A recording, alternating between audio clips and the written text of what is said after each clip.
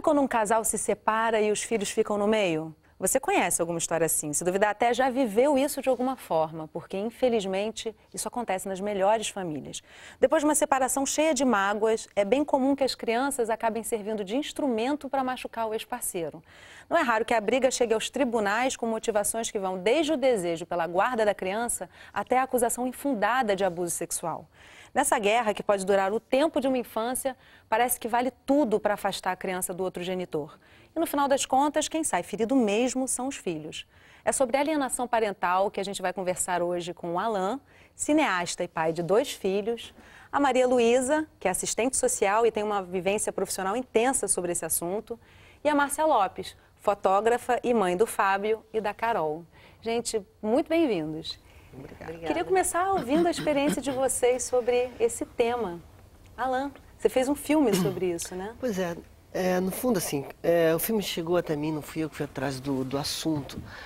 Por ter dificuldade pessoalmente, há uns 7 anos atrás eu tomei contato com o assunto. Então, o que me deixou... o que se passava comigo, eu não encontrava eco em nenhuma condição. E depois, pesquisando, que eu vim descobrir que diversas pessoas, uma quantidade enorme no mundo inteiro passa por isso. Então, a princípio, me veio 2 sentimentos. Um alívio, que realmente, assim, eu encontrei esse eco, essa resposta. O que eu falo realmente não é uma loucura, não é fruto da minha imaginação. E, ao mesmo tempo, assim, é um pavor, porque, assim como eu, tantas pessoas não tinham essa escuta. Então, você falar de algumas condições, de alguns relatos, parece muito picuinha. Aí chega atrasado, não entrega, a interpretação de fim de semana, o feriado não é. Então, pequenos obstáculos, Você sabe? Você tem uma filha, se separou quando ela era bem bebezinha, Bebê, né? com 6 meses. Então, pessoalmente, foi fundamental para a minha reconstrução. Primeiro, por mim, a questão de dignidade. Segundo, respeito ao meu filho, para ele me ver reconstruído inteiro, a minha nova companheira. E aí a ideia de fazer um filme, eu tinha a pretensão de fazer um filme e mostrar em algumas faculdades, porque me incomodava chegar dentro do judiciário e as pessoas não saberem do que se tratava. Isso era um absurdo. Ou então achar que é muito comum falar mal do outro genitor e tratar contar mentiras até para afastar o genitor. Por isso mesmo que a gente trouxe a Márcia aqui, porque realmente a maioria das vezes são as mães que ficam com a guarda da criança, que convivem ali e no dia a dia acabam falando alguma coisa, impedindo o pai. Agora, no teu caso, você teve dificuldades para ter convívio com seu filho, né? Dificuldade de visitar meu filho. A gente morava no Sul, eu vim para o Rio de Janeiro e na vinda para cá, depois de estar morando aqui, aconteceu a separação, no que, quando eu tentei pela primeira vez fazer a visita, eu tive Ele escondeu o filho, ele não deixava eu ver. Como ele era responsável de levar o filho para o colégio, buscar... Teu filho tinha quantos anos? 13 anos. Então, criou uma situação ruim. Para eu poder ver o filho, eu teria que ir no horário do recreio, do intervalo. Quase uma clandestinidade. Exatamente. A sorte que o colégio me conhecia, eu vivia no colégio, eu fazia parte do colégio. E o colégio também não pode impedir que a mãe... Exatamente, então o colégio sempre, a equipe toda do colégio sempre ficou do lado, tanto meu quanto do filho, quanto do Fábio. Então, ele entrou, ele queria uma separação com direito a uma visita por ano. Uma visita por ano? Uma visita por ano, eu não aceitei, lógico, nenhuma mãe aceitaria um negócio desse. Gente, geralmente a alienação parental, a última pessoa que é pensada a respeito é o filho, né? Porque um filho vê uma mãe uma vez por ano, é um prejuízo não só para o outro genitor, mas para a própria criança, né? Qual a importância dessa convivência? Maria Luísa, você chegou a ver os casos mais extremos, né? Porque você trabalhou no tribunal muito tempo, né? O que essa experiência deixou de mais marcante para você? Olha, eu sempre digo que eu só vi o que dava errado, né? Porque quando chega na justiça é porque tudo deu errado. Quando, né, os pais chegam numa vara de família, né? E o que eu vejo, assim, o que eu podia interpretar disso é que nós vivemos numa cultura de posse, né? É o meu filho. Então, quando há uma separação, essa questão da posse, ela toma uma dimensão muito maior, né? E a criança realmente fica em último lugar, né? A criança fica ali constrangida no meio das duas pessoas que ela mais ama e que ela depende, porque a criança, todos nós fomos crianças e sabemos do desamparo que é, né, essa fase da vida, da falta de autonomia da criança, da dependência que ela tem, do amor que ela tem pelo pai, pela mãe. E da formação da identidade, que não cabe só uma pessoa, né? Ela é filha de duas pessoas. Isso que ela falou é interessante, porque assim, a própria expressão ter a guarda já traz uma ideia equivocada e redundante de posse.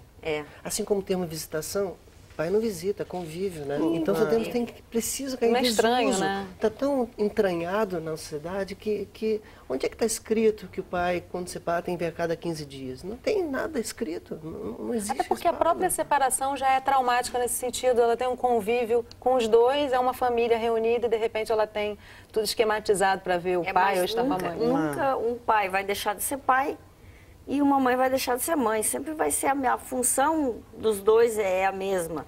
Existe a separação dos corpos adultos e não a criança vai ser sempre dos dois. Vai trazer aqui. Ela já sai perdendo com a separação na maioria das vezes. Porque e ainda deixa de ter um próximo, né? Automaticamente os dois não estão juntos no dia a dia. A convivência reduz, na verdade, né? A separação por si só, ela já reduz essa convivência. E eu sempre coloquei para o Fábio, logo de início, ele que optou em ficar morando com o pai por causa do colégio, devido aos colegas dele também. Então eu aceitei numa boa, porque o pai era super protetor com ele. Até então, ele sempre foi um ótimo pai. E, de repente, com a separação, ele perdeu As pessoas perdem um pouco o eixo quando se separam, né? Sim. Ele perdeu totalmente o eixo e eu sempre tentei colocar para o Fábio que, calma, é ele que está desorientado. Sabe, se você começar a brigar com ele, se você começar a bater de frente, vai piorar a situação. Calma, não é porque a mãe está aqui longe que eu vou deixar de gostar de você. Então, eu fui colocando bastante para que ele não se afastasse do pai dele.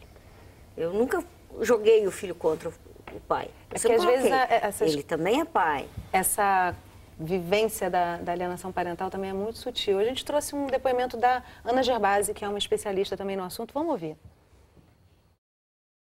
Muito cuidado também na hora de procurar um profissional para trabalhar dentro dessas questões de família. E às vezes, enfim, advogado ou psicólogo ou qualquer profissional, ele ele estimula mais o conflito do que busca pacificar essa situação e trazer a família para dentro de um contexto que deve ter, né? Mesmo que separados, acaba a relação homem e mulher, mas a relação parental vai existir para sempre. As pessoas precisam ser informadas, ela precisa ser esclarecida. E às vezes as pessoas cometem sem saber o que estão fazendo, né? Já tive pessoas que me ligaram para dizer, olha, eu estou fazendo isso, mas eu não sabia que era isso, eu preciso de ajuda, porque eu não estou conseguindo parar. Então, quando você esclarece, você caminha ali muito no combate da alienação parental. Então, a gente faz um trabalho muito de conscientização, de sensibilização e de esclarecimento nesse sentido. Isso é importante, cada vez mais a gente tem parceria na divulgação desse trabalho, na divulgação do combate à alienação parental. Isso a gente precisa de toda a parceria do mundo para poder levar essa informação para as pessoas, para poder conscientizar as pessoas da responsabilidade parental. A doutora Ana ela já trouxe um passinho à frente, né? Que é quando realmente a alienação parental chegou num nível em que só resta procurar justiça. Todas as tentativas de sanar as dificuldades dentro da família já foram superadas, não tem como. Vocês dois passaram por isso, né? Eu fico achando, o que ela fala aponta muito para uma questão de uma necessidade nossa de uma reeducação emocional. Eu acho que tem muita questão envolvida do gênero, de homem, da mulher, dos novos papéis. Acho que a gente está no olho de um furacão, de um ponto de mudança, sabe? Então, essa questão do desapego, eu acho super... Tem tudo a ver com o que a gente está abordando aqui. Pensar um pouquinho também na criança, né? E pensar que isso é uma questão contemporânea, né? Muito isso que o Alan falou. Isso é uma questão da família e da sociedade contemporânea. Quando os papéis eram bem determinados, a mãe cuidava e o pai sustentava, isso... Até porque eles não se separavam, né? Eles ficavam mal a vida toda, mas continuavam lá juntos, né? Então, isso é próprio de uma sociedade em transformação. Por isso que nós precisamos estar aqui falando sobre isso, a importância desse debate, de pensar nessa questão, porque as dificuldades, elas existem em função dessas transformações. Nós não somos mais aquela família dos anos 50, 60. Nós, é uma sociedade em transformação. Embora sempre foi assim, os pais criam o filho para o mundo. Não é para gente. Pois é, eu acho que... os filhos saem de perto. Eu estou longe da minha mãe vive me pedindo volta. Isso é muito confundido, né? Isso é bem confundido. Muitas vezes acontece mesmo deles criarem para si. E eu vou chamar de novo um vídeo que a gente tem, até para seguir nessa conversa sobre esse domínio mesmo. Isso. É uma história bem impressionante, é um trecho do filme A Morte Inventada, do Alain. Vamos ver. Eu lembro que eu fiquei com muita raiva quando ele apareceu. Mas aconteceu uma coisa nessa época que também foi muito marcante pra gente, assim, e consolidou essa história que a gente estava vindo. E no dia seguinte ele marcou minha mãe disse que ele ia vir nos buscar para jantar. Então a gente ficou prontinha, esperando, e ele nunca apareceu. E aí a minha mãe disse assim, olha, tá vendo como ele não vem? Ele não quer saber de vocês mesmo. Ele já tá com outra mulher, já tem outro casamento, mora em outro lugar. Seu pai agora é esse mesmo. Só que pro meu pai, ela fez outra história. Ela combinou com ele dele nos levar na praia. E ele e a minha madrasta, né, ficaram num carro na entrada do bairro onde a gente morava, esperando por nós, assim, várias horas seguidas, e a gente não apareceu. Aí depois ele ligou pra minha mãe falou, pois é, elas ficaram tão abaladas. E eu acho melhor você se afastar mesmo, vai ser melhor para todo mundo, você já tem uma nova família, eu também. Fiquei muito impressionada quando vi esse filme com isso, porque até então eu não tinha noção do que era de fato alienação parental. Isso aí é a mentira, né? É um caso assim, e que não é tão incomum. Eu nunca, sempre desde o início, eu sempre passei, tanto para Carol quanto para o Fábio. Não vamos mentir. A pior coisa que tem é a mentira. Seja lá o que for, vai doer? Vai. Fale a verdade. É porque não dá para mentir para afastar o outro, né?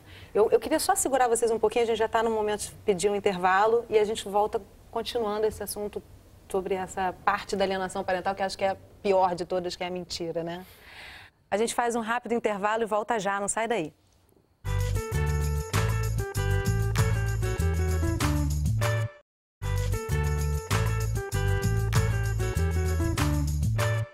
Estamos de volta conversando sobre alienação parental. Comigo no estúdio o Alain, a Márcia e a Maria Luísa.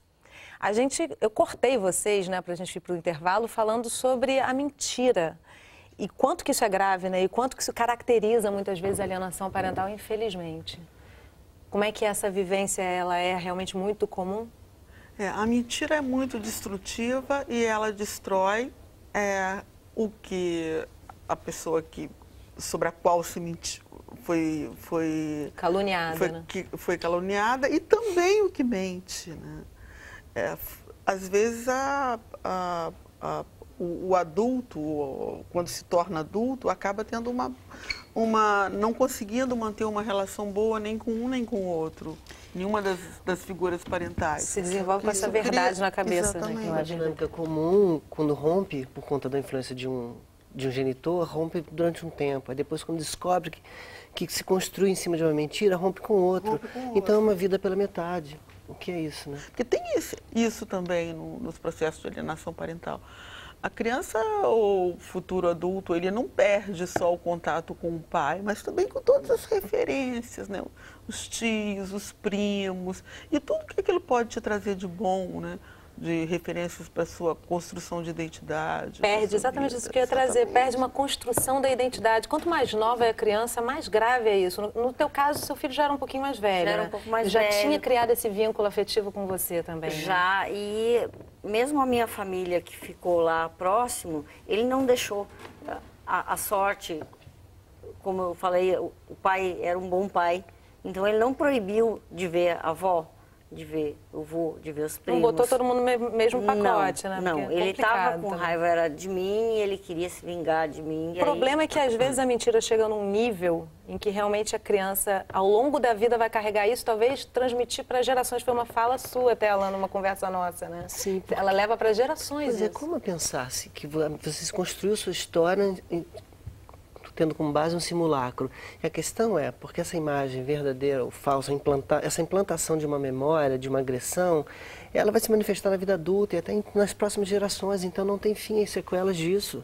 As opções, como ela vai se relacionar com seu parceiro ou sua parceira, em sociedade, no trabalho, obviamente vai refletir a infância, como viveu, essa pessoa dicotomizada. Pois é, aí eu queria trazer mais um trecho da Morte Inventada, do seu filme, que também me chocou muito, porque é o extremo da mentira. Vamos ver.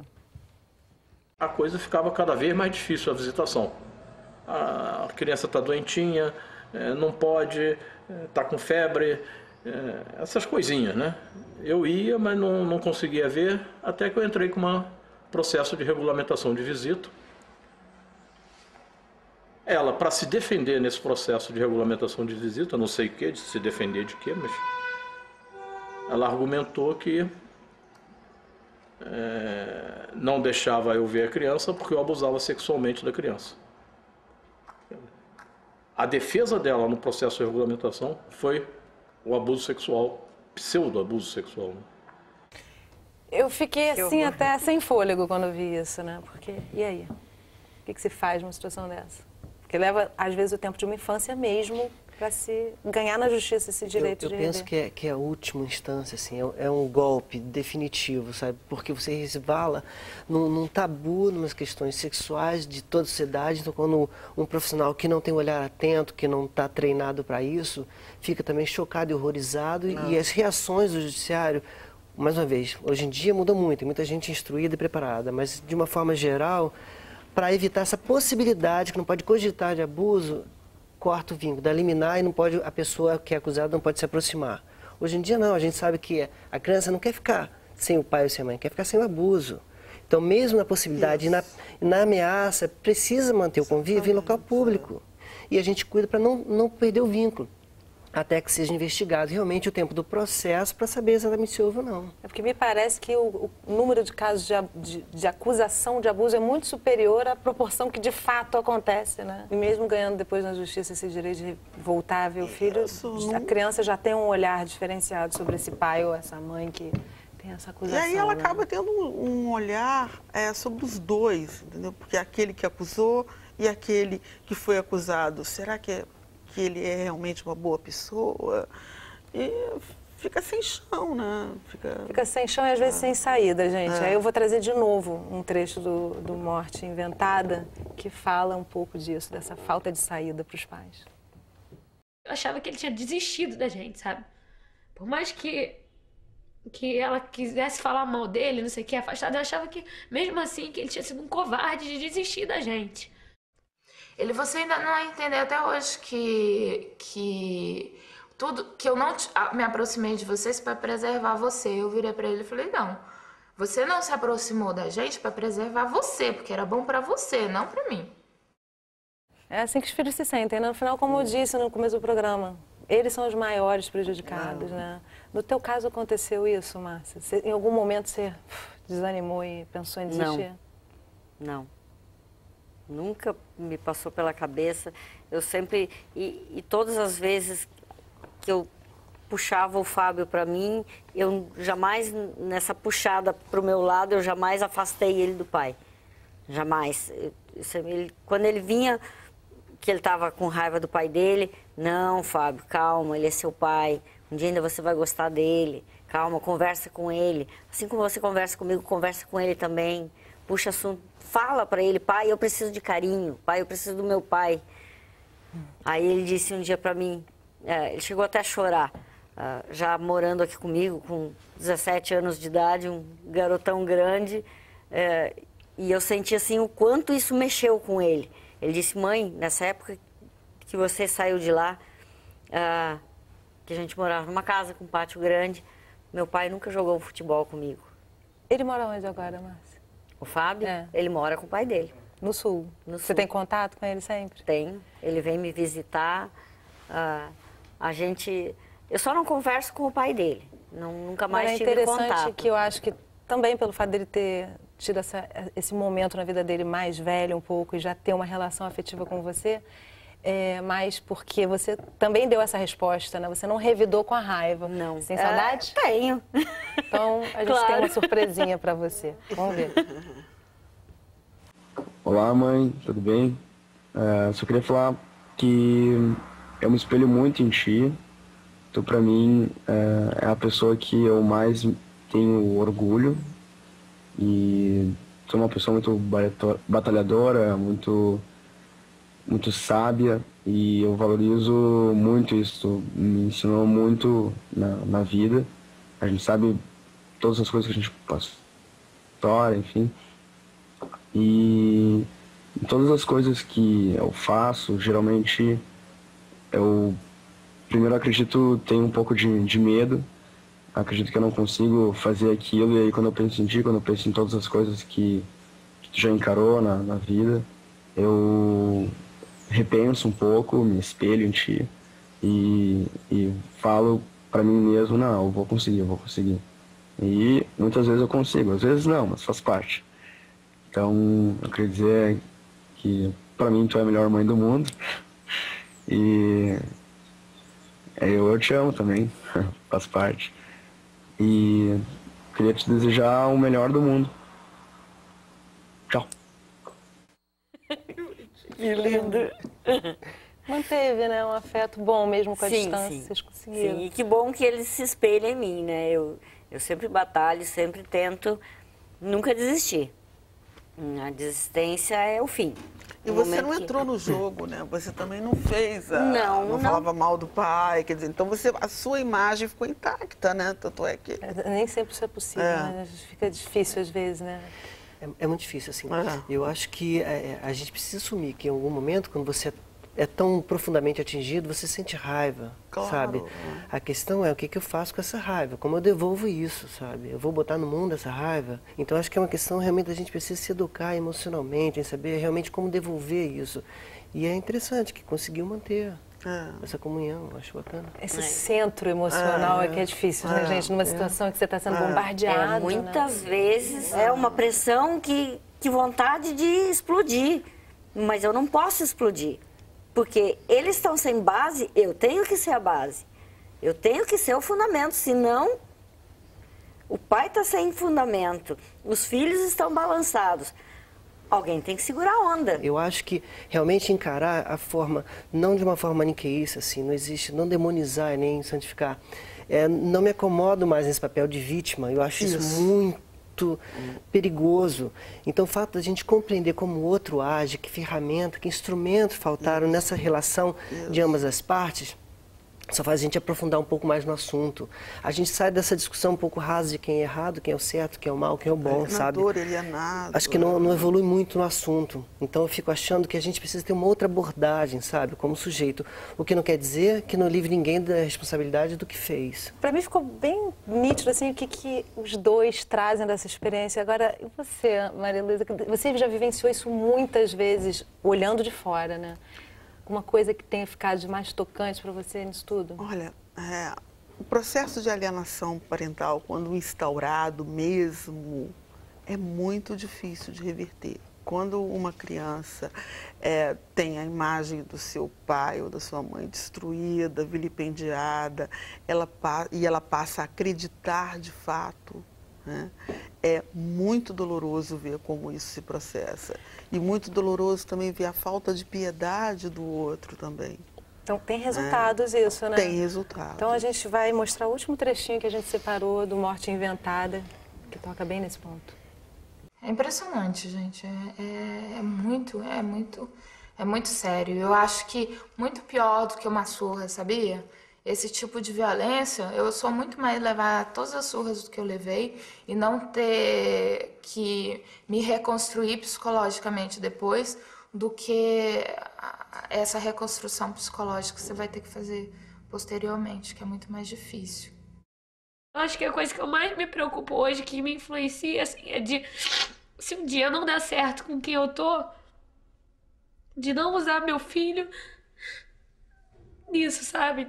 De não usar ele como um fantoche, sabe? É o que eu tenho mais medo, eu acho. Fantoche, né? Na verdade, a criança, o adolescente acaba ficando mesmo como uma peça desse jogo, né? É porque ele tem um sentimento pelo pai e pela mãe, ele gosta da mãe e do pai. E no momento que é jogado de um para o outro, poxa, eu não quero... Eu imagino que passa isso pela cabeça da criança. Ele não quer prejudicar a mãe, porque ele gosta da mãe, mas eu não quero prejudicar o pai. Deixa rastros dessa história, né, gente? Muito, com certeza. Consciência é o caminho.